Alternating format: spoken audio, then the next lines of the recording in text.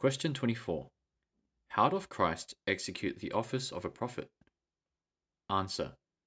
Christ executeth the office of a prophet in revealing to us by his word and spirit the will of God for our salvation. The Bible verses referenced for this answer are Luke chapter 4, verses 18 to 19 and verse 21. Verses 18 to 19. The Spirit of the Lord is upon me, because he hath anointed me to preach the gospel to the poor. He hath sent me to heal the brokenhearted, to preach deliverance to the captives, and recovering of sight to the blind, to set at liberty them that are bruised, to preach the acceptable year of the Lord. Verse 21. And he began to say unto them, This day is this scripture fulfilled in your ears. Acts chapter 1, verses 1 to 2 and verse 8. Verses 1 to 2. The former treatise have I made, O Theophilus, of all that Jesus began both to do and teach, until the day in which he was taken up. After that he through the Holy Ghost had given commandments unto the apostles whom he had chosen.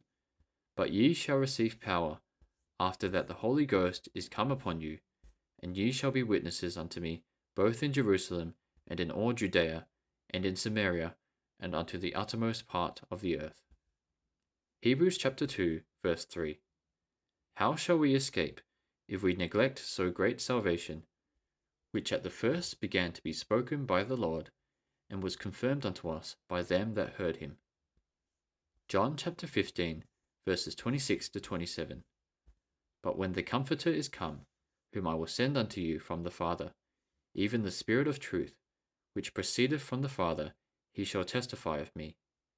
And ye also shall bear witness, because ye have been with me from the beginning.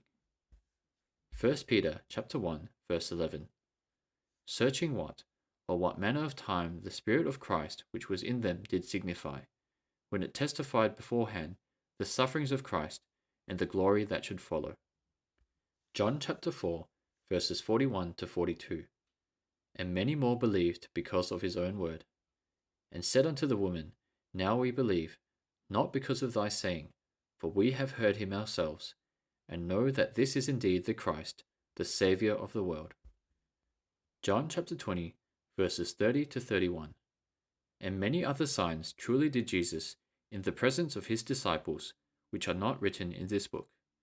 But these are written, that ye might believe that Jesus is the Christ, the Son of God, and that believing ye might have life through his name.